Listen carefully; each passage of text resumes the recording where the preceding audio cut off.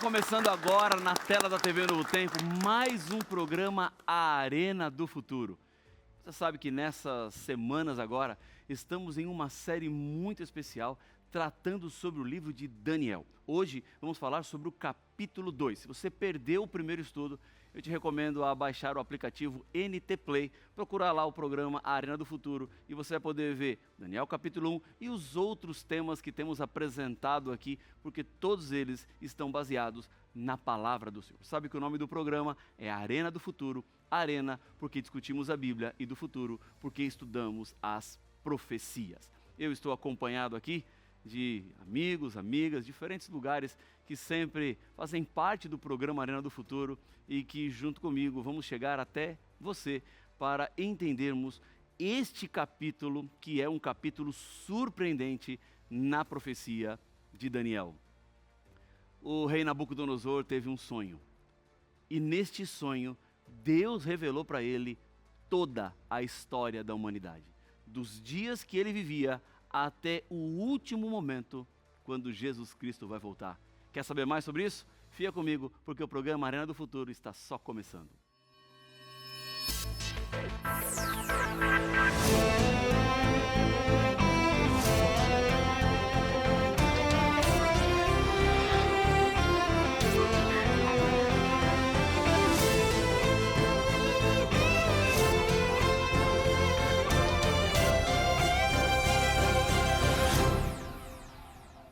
Já estamos de volta com o programa A Arena do Futuro e eu tenho nas minhas mãos aqui um presente especial que a Novo Tempo está te oferecendo. Esse presente aqui vai chegar para você de graça na sua casa. É isso mesmo, porque nós temos aqui na Novo Tempo a melhor e maior escola bíblica do mundo.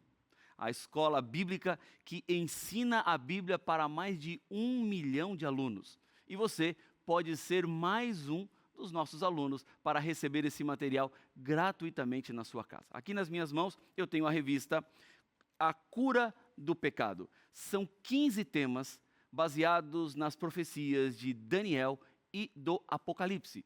Este material ele é um recurso imprescindível para esta série que nós estamos tendo aqui no programa Arena do Futuro, quando estamos desvendando os mistérios do livro de Daniel, capítulo por capítulo. Já passamos pelo capítulo 1 e hoje vamos para o capítulo número 2. Este material é um material que eu tive a alegria de escrever e oferecer para você gratuitamente, porque os anjos da esperança que estão comigo aqui no cenário pregando a palavra de Deus fazem com que isso seja possível. Eles proporcionam o acesso a este importante material. Agora, o que você deve fazer para ser um aluno da nossa escola bíblica? Você pode mandar uma mensagem para nós pelo WhatsApp. O número é 12 98244 0077. Não anotou? Pega uma caneta aí ou pega o seu celular, escreve o número para você já enviar uma mensagem para nós. É 12 98244 0077. Ou você pode ir diretamente para o nosso site, que é novotempo.com/escola bíblica.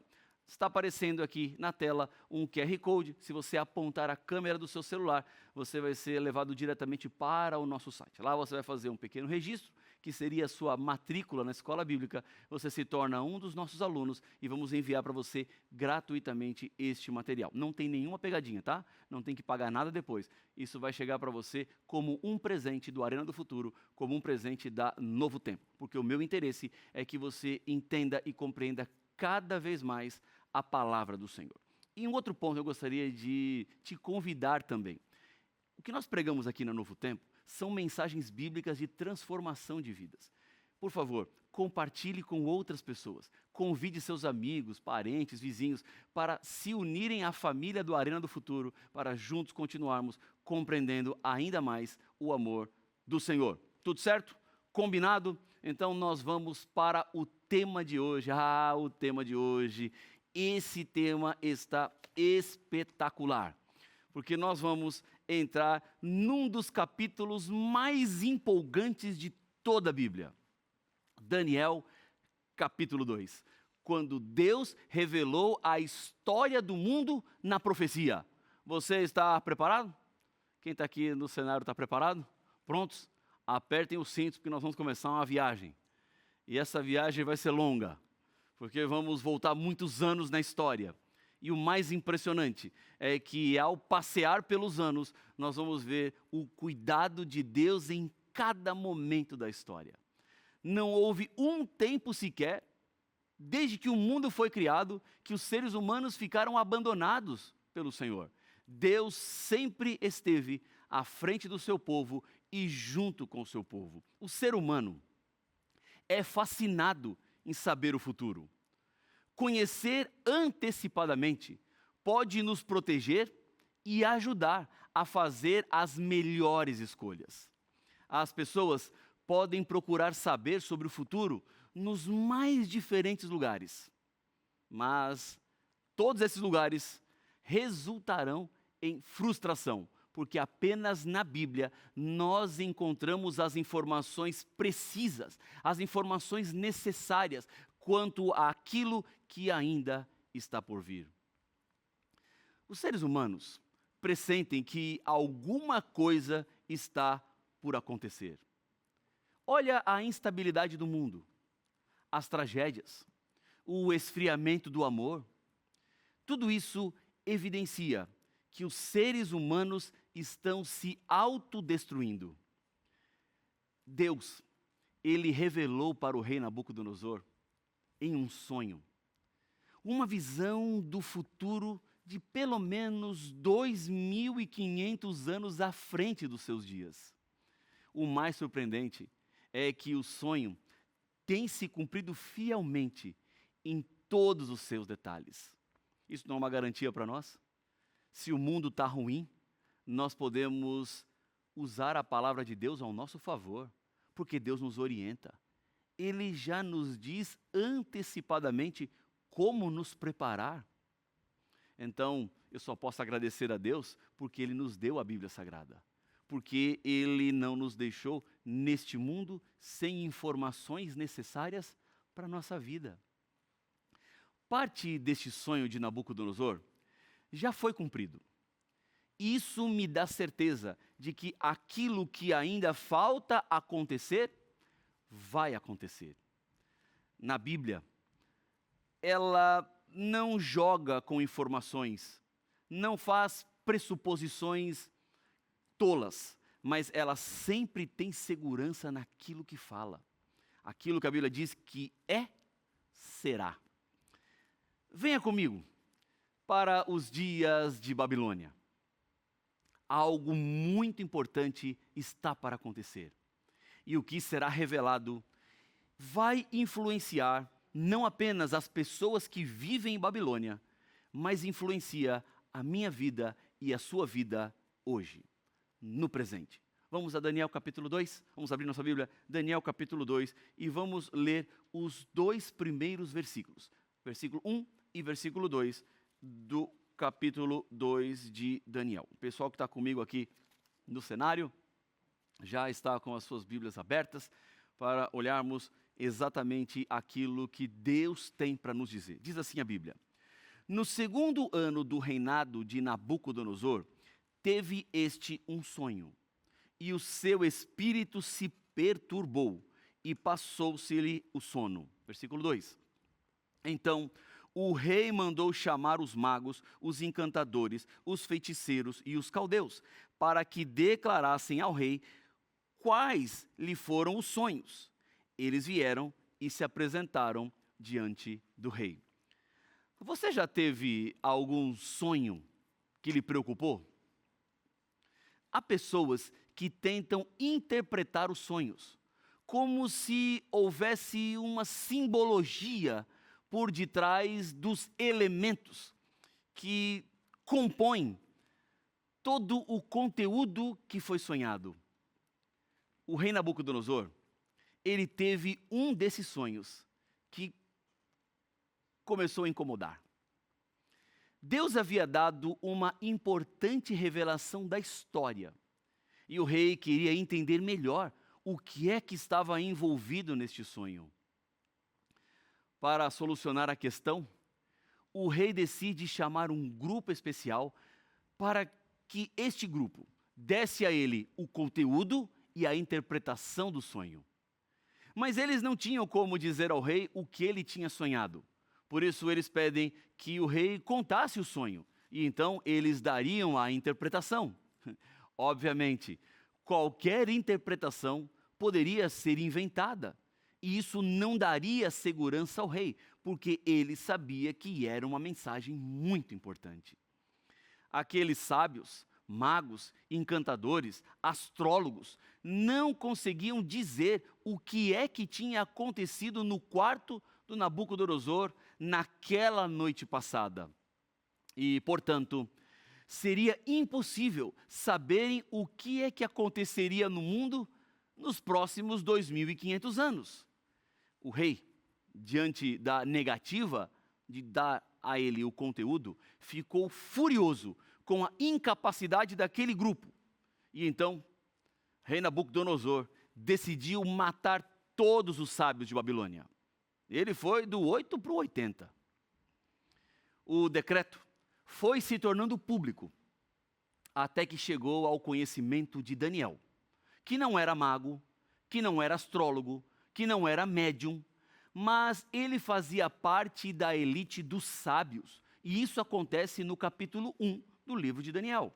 Sendo assim, o decreto alcançava também a ele. Mas a resposta de Daniel foi uma resposta muito segura e com confiança. Veja comigo o versículo 15 e o versículo 19 do capítulo 2. Diz assim a Bíblia: E disse a Arioque, encarregado do rei: Por que é tão severo o mandado do rei? Então Arioque explicou o caso a Daniel. Vamos ao verso 19. Então foi revelado o mistério a Daniel numa visão de noite. Daniel bendisse o Deus do céu. Daniel, ele não tinha a solução do problema, mas ele conhecia quem poderia solucionar. Ele ouve a situação, ele entende a situação e ele volta para sua casa e, por meio da oração, ele descobriu os mistérios que envolviam aquele sonho. Diante das maiores crises, e enquanto eu e você estamos neste mundo, enfrentaremos problemas que não conseguimos resolver, a não ser que nós saibamos como orar. Há situações que a única solução é uma solução divina. E eu fico tranquilo e seguro quando leio a história de Daniel, porque Deus sempre tem uma saída. Qual é o problema que você está passando agora? É um problema familiar? É um problema financeiro? É um problema emocional? É um problema psicológico? Você está com medo? Está com ansiedade? É uma tragédia que se abateu a sua vida agora. Lembre-se, Deus sempre tem uma saída. Ele tem uma solução, porque Ele te ama, porque Ele se importa, porque Ele está aí do seu lado. Você não está abandonado neste mundo. Deus não criou esse mundo e foi. Deus criou e ficou. Deus permanece. E Ele permanece em corações sinceros. Ele permanece em corações que se decidem. Ele permanece em pessoas que estão dispostas a viverem a verdade tal qual foi revelada na Bíblia Sagrada. Daniel tinha certeza do cuidado de Deus. Por isso que o decreto era terrível, de morte, mas Daniel não se preocupou. Sabe por quê? Veja o testemunho dele. Daniel capítulo 2, versículo 28. Eu acabei fechando a minha Bíblia aqui. Deixa eu abrir de novo. Daniel capítulo 2, versículo 28. Daniel 2, 28. Olha a forma como Daniel responde ao rei Nabucodonosor. Diz assim a Bíblia: Mas há um Deus no céu, o qual revela os mistérios, pois fez saber ao rei Nabucodonosor o que há de ser nos últimos dias, o teu sonho e as visões da tua cabeça, quando estavas no teu leito. Há um Deus no céu. Veja que Daniel, ele não puxou para si nenhuma prerrogativa ou poder especial que lhe desse qualquer vantagem ou qualquer poder. Ele poderia dizer assim: ô Nabucodonosor, o que o senhor sonhou foi isso aqui, e eu, Daniel, revelo. Não, não. Daniel, ele transfere toda a honra e todo o mérito da solução do problema do rei para Deus. Humildemente, o profeta coloca a visão sobre o Senhor. Nenhum ser humano poderia resolver a questão do rei, porque o rei queria o conteúdo do sonho e a interpretação. Os seres humanos não podiam. Mas Daniel diz: há um Deus no céu, que é soberano sobre tudo e sobre todos, e Ele é quem pode dar o conteúdo e o sentido do sonho. Este sonho de Nabucodonosor era para o final ou os últimos dias. Embora o sonho começasse naqueles dias, no presente, terminaria no fim dos tempos. Esse sonho nos conduz pelo túnel do tempo, antecipando a história e deixando bem claro o controle de Deus sobre todas as coisas. É assim que Daniel, então, começa a contar o sonho para o rei. Se você abrir a sua Bíblia, aí em Daniel no capítulo 2, dos versículos 31 até os versículos 34, aqui Daniel vai descrever exatamente este sonho. Para facilitar, nós temos aqui na imagem do telão este sonho. E eu vou mostrar para você exatamente o que está descrito nesta porção da Bíblia.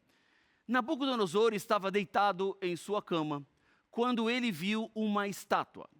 Uma estátua diferente, porque ela era composta de metais diferentes. Geralmente uma estátua é toda de gesso, é toda de ferro, é toda de barro, pode ser toda de ouro, toda de prata, toda de latão. Mas essa estátua, ela era única, porque a cabeça era de ouro, o peito e os braços eram de prata, o ventre de bronze, as pernas de ferro e os pés em parte de ferro e em parte de barro. Era uma composição única. E quando a gente olha para esta composição, obviamente, Nabucodonosor deve ter ficado preocupado com aquilo que viu, mas ao mesmo tempo ele ficou maravilhado quando Daniel descreveu exatamente aquilo que ele havia sonhado. Era algo surpreendente, porque um poder sobrenatural estava agindo naquele momento. Nabucodonosor não queria que aquele conteúdo ficasse apenas com ele, mas ele queria saber o significado. Era isso que estava angustiando o coração do rei e que necessitava de uma resposta. As profecias bíblicas não se tratam de interpretação pessoal, mas foi Daniel quem disse o que cada uma das partes da estátua significava. E é exatamente o que ele vai fazer a partir do versículo 38 até o versículo 41. Veja comigo aqui esta imagem. Nessa estátua, Daniel vai dizer a Nabucodonosor que esses elementos que compunham a estátua, eles representavam impérios diferentes. Nós temos o ouro, temos a prata, o bronze e o ferro. Cada um desses metais representam um império que se sucederia no mundo. Quando Daniel está explicando ao rei, ele começa com a cabeça de ouro, porque a cabeça de ouro representava o Império Babilônico. Logo depois veio a prata, que representaria um império que sucederia a Babilônia e que na história aconteceu com o Império Medo-Persa. O Império Medo-Persa também caiu e deu espaço a um terceiro império representado pelo bronze, que era o Império Grego. Depois surgiu um quarto império. E este quarto império era o Império Romano, que está apontado na estátua pelo ferro. Há um detalhe muito importante, porque a estátua termina com os pés. E esses pés, eles eram em parte de ferro e em parte de barro. Porque depois do Império Romano, não existiu um outro império mundial tal qual os outros impérios, mas foi uma fragmentação do Império Romano. Agora, o mais surpreendente da história é que quando nós olhamos para este passado, nós vemos que esse Império Romano, ele se divide em 10. Exatamente os 10 dedos dos pés da estátua. Não são 11 fragmentos, não são 9 fragmentos, são exatamente 10. É por isso que a profecia trata de detalhes específicos. Vamos decifrar um pouco mais este sonho. Vamos nos aprofundar um pouco mais. Vamos começar com a cabeça de ouro, que Daniel atribui à Babilônia. Esse foi o mais extenso e mais rico império do mundo. O deus babilônico Bel-Marduk era representado como assentado em um trono de ouro, ao lado de uma mesa de ouro e perto de um candelabro, sabe do quê? De ouro. O ouro era o metal perfeito para representar Babilônia. Jeremias, no capítulo 51, diz que Babilônia era o império de ouro.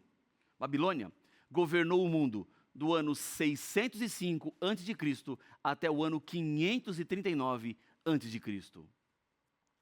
E nessa data surge então um outro império. Não foi fácil para Daniel afrontar o poderoso rei Nabucodonosor, que o seu império passaria e que daria lugar a um outro império. Era impensável essa realidade diante do tamanho de Babilônia. Mas essa era a profecia. E por mais improvável que fosse, Deus, ele tem o controle de toda a história.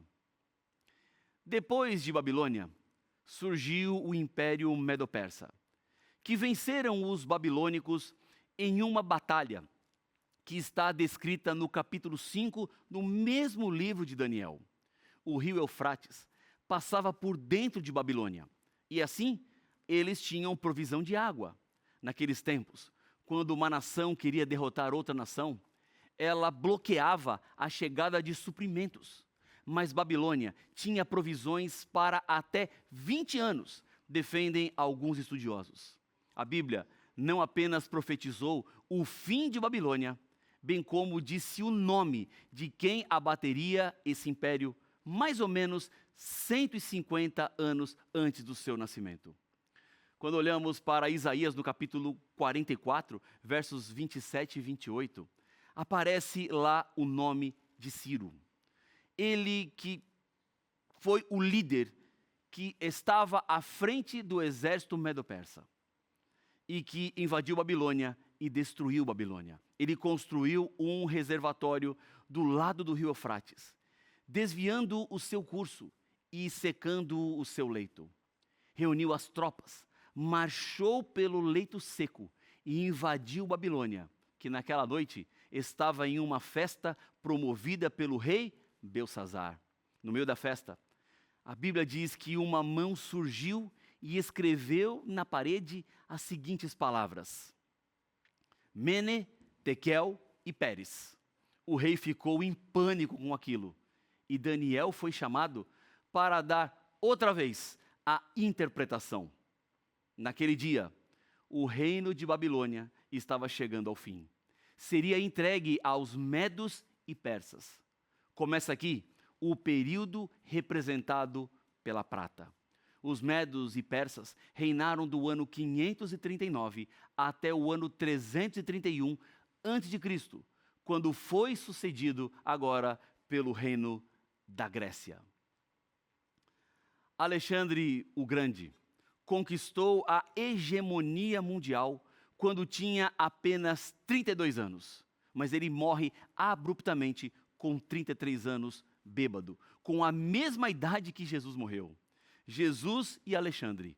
Um teve todos os reinos deste mundo e morreu sem nada. Jesus não tinha nada neste mundo, mas morreu conquistando tudo. Alexandre e o Império Grego são os representantes do ventre de cobre. Mas esse império também chegaria ao seu fim e daria lugar a um quarto império.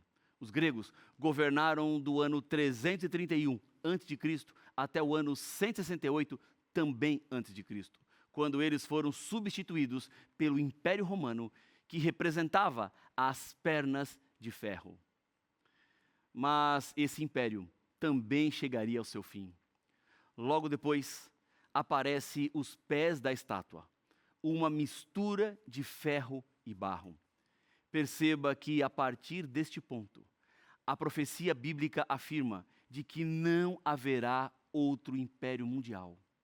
Como o ferro e o barro não se misturam, o quarto império seria sucedido por um império dividido. O processo de divisão do Império Romano aconteceu entre 351 d.C. e 476 d.C. Os 10 dedos dos pés da estátua representam a fragmentação do Império Romano em 10 reinos menores, por causa de invasões bárbaras realizadas por alamanos, ostrogodos, visigodos, anglo-saxões, lombardos, suevos, francos, burgundos, vândalos e érulos. Esses povos se estabeleceram no território da antiga Roma, que se desintegrou política e moralmente, formando diferentes nações. Dentre essas nações, algumas eram fortes como o ferro e outras fracas como o barro. A história tem seguido a Bíblia como um mapa. Mas há um detalhe adicional a essas nações divididas que nós precisamos considerar, que está no versículo 43 do capítulo 2. Diz assim: quanto ao que viste do ferro misturado com barro, misturar-se-ão mediante casamento, mas não se ligarão um ao outro, assim como o ferro não se mistura com o barro. Ferro e barro não se mistura. Na história, existiriam esforços tentando reunir novamente essas nações para formarem um único império unificado. A história registra fielmente as tentativas de reis e governantes para tentar casar seus filhos e filhas e tornar uma grande unidade familiar e dominar toda a Europa. Mas não acontecerá. A profecia diz que essa estátua seria derrubada por uma pedra, não cortada por mãos humanas. Eu vou mostrar para vocês aqui na tela. A pedra representa o estabelecimento do império final, do último império, o império que Jesus reinará. Este é o último império da história. Já estamos chegando nesse dia. E por isso precisamos entregar tudo o que temos e somos nas mãos dele, para que esse império seja real para mim e para você. Eu quero orar por sua vida. Pai, ajuda-nos a nos prepararmos para o último império, para o reino de Cristo Jesus. Temos nossas lutas, nossas falhas, nossas dores, mas nós nos rendemos a Ti, para que o Senhor tome cada um de nós em Teus braços e nos prepare para a vida eterna. É o que eu lhe peço em nome de Jesus. Amém.